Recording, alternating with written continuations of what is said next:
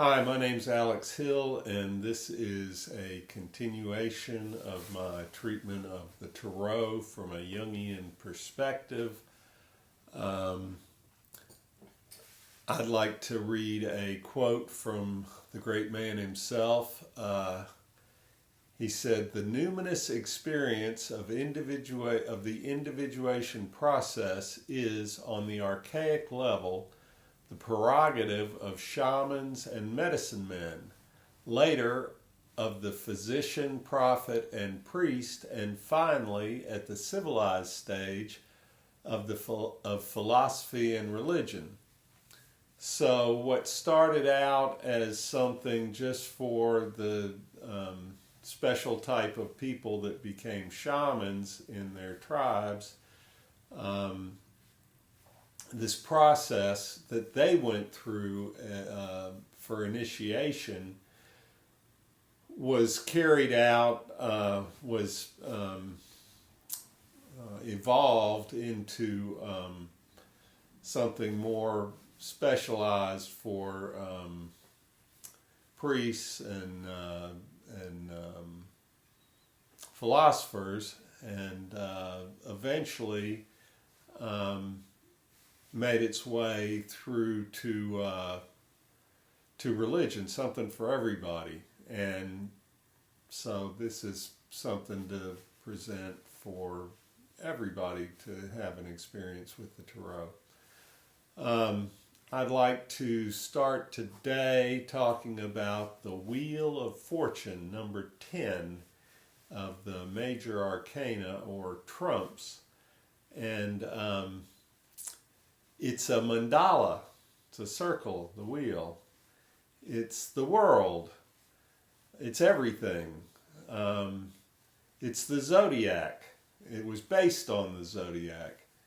It's the Bhava Chakra, which is a wheel of, what's it called? Reincarnation in Buddhism. It's the opposites. What goes up must come down, and what's down will go up. It's fate. It's ruled by the goddess of fate, Fortuna, Tyche in the Greek version of the goddess. It's a TV game show going on 50 years now, almost. It's the Rota Tarota, the Wheel of Fortune.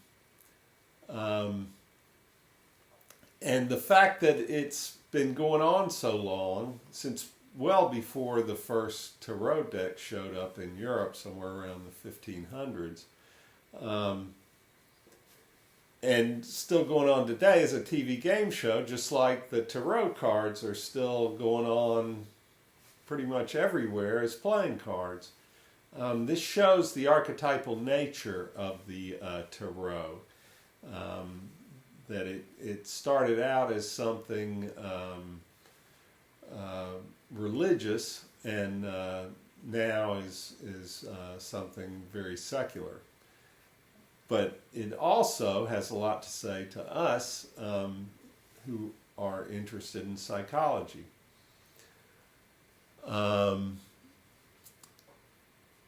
Just as the zodiac rotates cyclically with the moon, planets, stars, and constellations ever-changing positions, so does the Rota Tarota. It's not set like the zodiac. The zodiac, I like to focus on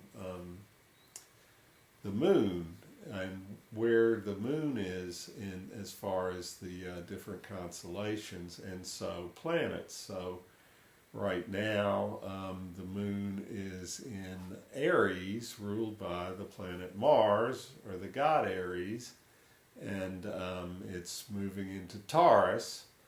I'm not sure what god rules Taurus, but that is set, but the Rota Tarota is more fickle and more, you don't know what's coming. It's like the box of chocolates. You never know what the hell's going to happen. And but the cards can help us have some idea. They can be like a sort of a weather forecast.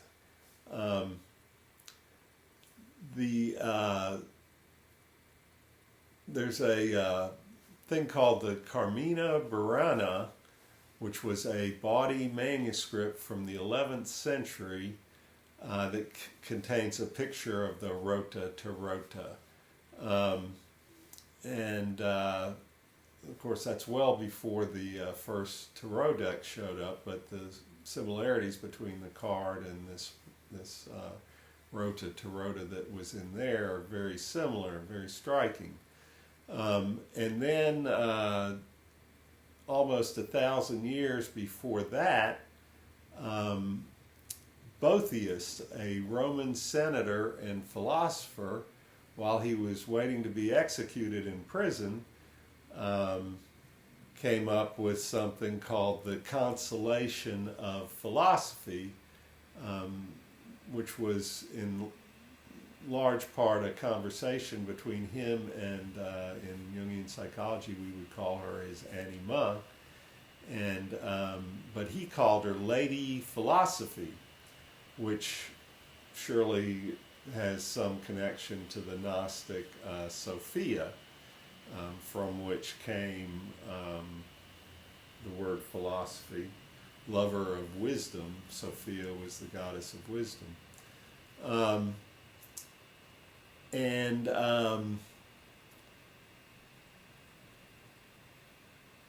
By the year 100 AD, the term Wheel of Fortune was a cliche. So it was well established in the collective consciousness long before the Tarot came along.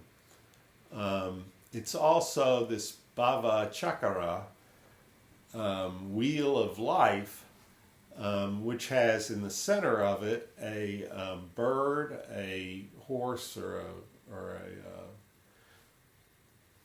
ox or something, and a dragon or a snake, which corresponds with the three levels of shamanism: the upper world, symbolized by the bird; the middle world, symbolized by the horse; and the lower world, symbolized by the snakes, because snakes evolved into a fossorial niche. And this is more grounded than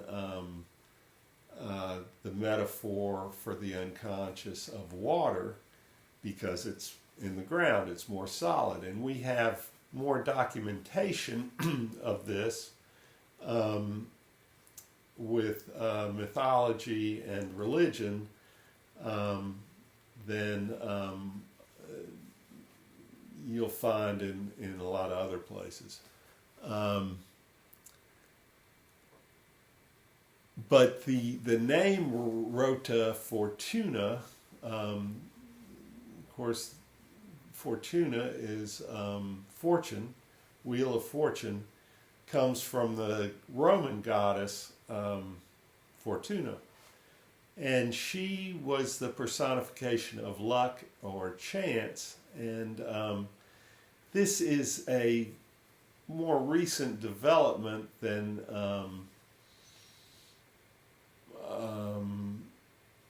when divination was pretty much the standard thing. And that's part of what this is all about, this somewhat detailed history of the Tarot, because I want us to get in touch with, at least recognize the idea that these cards and the whole idea of divination comes from a time so far back before the left hemisphere of the brain and the masculine consciousness, the yang side of the duality, took control. And it was a time when people consulted oracles as a regular daily thing, and oracles pretty much ruled people's lives in a way that the left hemisphere rational superego rules the day now. So in order to appreciate and understand the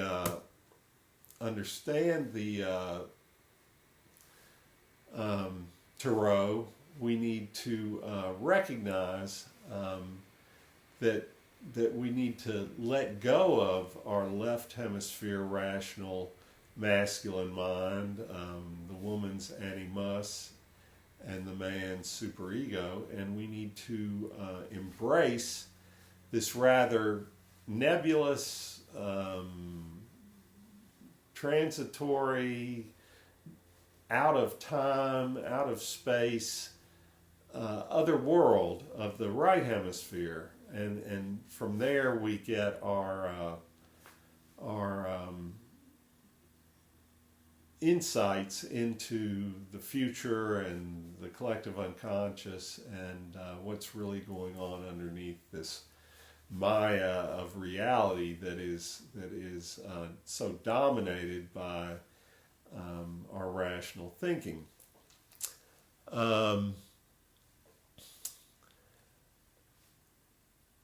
There was a temple of Fortuna. Of course, there was one in the main drag of Rome, but there was an even larger one in Primogenia. Oh no, I'm not pronouncing that right. And in this temple, at this temple, they used some divinatory devices described as oak rods, which sound somewhat reminiscent of tarot cards. Of course, this goddess of fortune, Fortuna, also connects us to the Greeks and Tyche, who was the analogous goddess of the Greeks. And she goes back at least to Hellenistic times. She was the daughter of Oceanus and Tethys, who were primordial Greek gods, so even before the Titans. So it goes back very, very far. And we don't have that much recorded history even of the Titans. The Titamachia, the battle between the Olympians and the Titans, the original manuscript to that we don't even have. But we do have quite a lot written by the Olympians, and Homer and Hesiod being the two main sources, along with the playwrights and Euripides and the other guys. Here is a quote from Homer. It's from the hymn of Hermes, but it is Apollo talking to Hermes about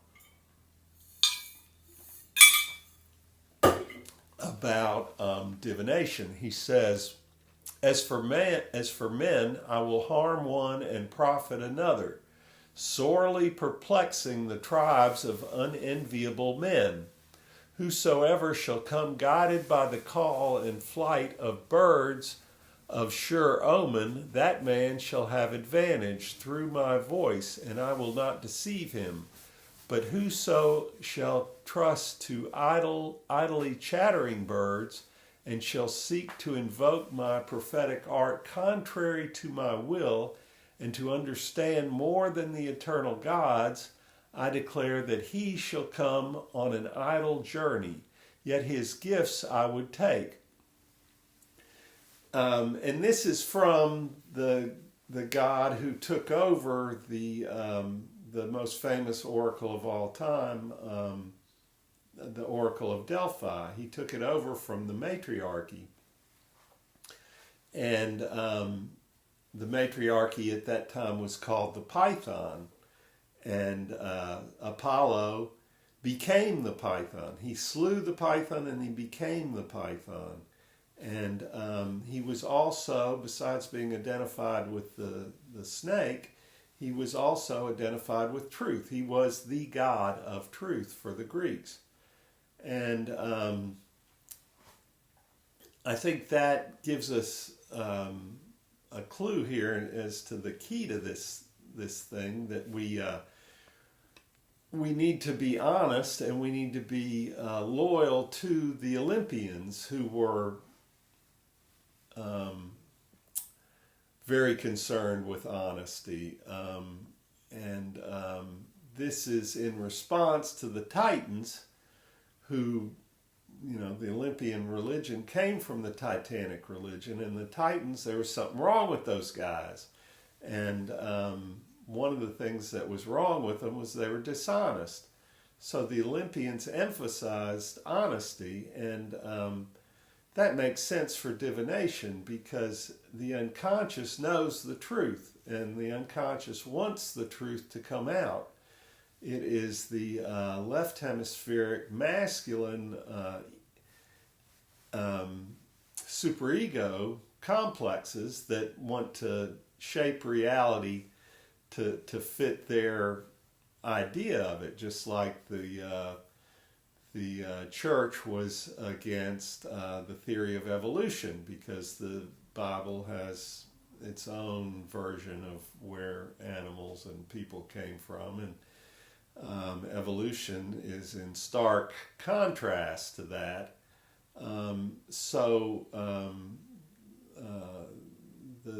The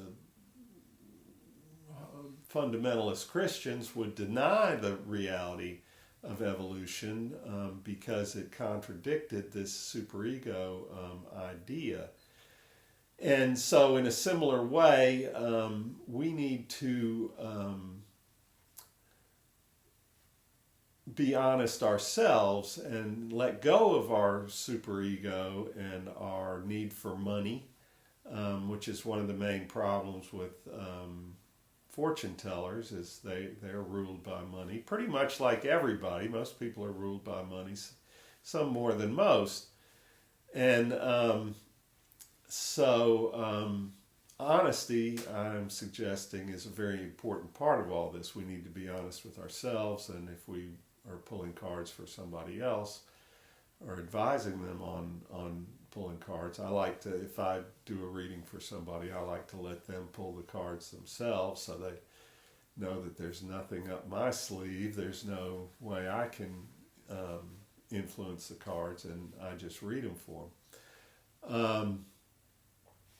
The idea is that the unconscious chooses the cards somehow through its connection to the collective unconscious, or maybe it's just magic. Who knows? Who knows how those cards come up the way they do? So fantastic and true and accurate so often. But the logical explanation is that somehow the unconscious knows which card is which, even though you're pulling them face down, and that it brings up these cards that we need to see, that have something in particular to tell us. This is the Jungian principle of synchronicity also at work here. It's not just the unconscious.